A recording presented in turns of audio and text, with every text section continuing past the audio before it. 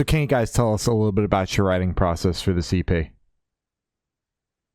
Let Uh, me see. yeah, I can talk about Interesting. that. I think you're asking about the writing process for this EP. Hmm. Mhm. Yeah, just So the I would CP. say in years past, I've done a lot of the writing, or at least the beginnings of songs on my own, just in my office, and I'll make an idea, get like a little demo together, and send it off to Gomez or whoever. And then we've kind of figured everything out past that. Like if we like the song, Gomez likes the song, we'll build on that track, scrap it, kind of use the core points of the demo I made, and um, build it from that. Hmm. This EP was a lot different. I felt like I had a lot to learn going into this EP. Excuse me. You're good. And we're working with a producer named Cameron James. He's a great songwriter here in Nashville, a great producer, and I just felt like I had a lot to learn from him, and I didn't want to like do it the same way where like I was coming with this already kind of fleshed out demo, and then he's just building on top of that. Like I wanted to see how he does it. Mhm. And Yeah. so a lot of But the songs that we have on this EP, like we wrote in the studio with Cameron.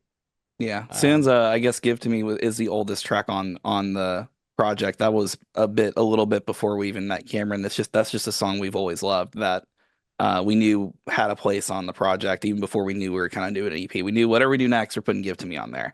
And Mhm. that yeah, was kind of like the first jump off song when we started doing the rest of them because the last two we wrote were I believe I feel like the last song we wrote was probably Up All Night. One of the last ones we did was Up the All Night. last one. Yeah. One of the last ones, yeah. And It it wasn't was She one of the Hates last Me. ones.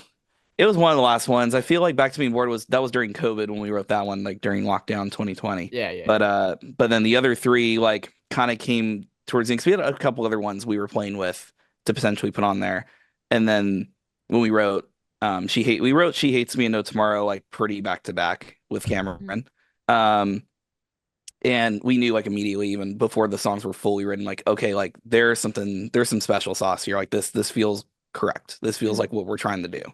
Um, this project differs from our other stuff in Sonics and just a lot of ways. Like we have a full album we put out in 2018. Sonically, it doesn't sound as much like this project, but it's also been like a while. Like Yeah, we've also Mhm. grown and evolved or different tastes, different influences. So, um, and even what we'll do next after this, like it will be just another evolution of like what we've done with the CP as well. So exactly. Can't Yeah. expect an Mhm. artist to stick in the same lane for their entire career. yeah, People grow. I think I there's I some wouldn't be things that able to will do be it even if I yeah. tried. It's Yeah, not and ever that, gonna that's not happen. to say that some characteristics of what makes loyals won't be there. Like I think Dane's vocal approach and his style um helps define what it sounds like. I think the guitar parts that we write, whether they're very in your face or not, they're coming from just how me and Dane write guitar parts.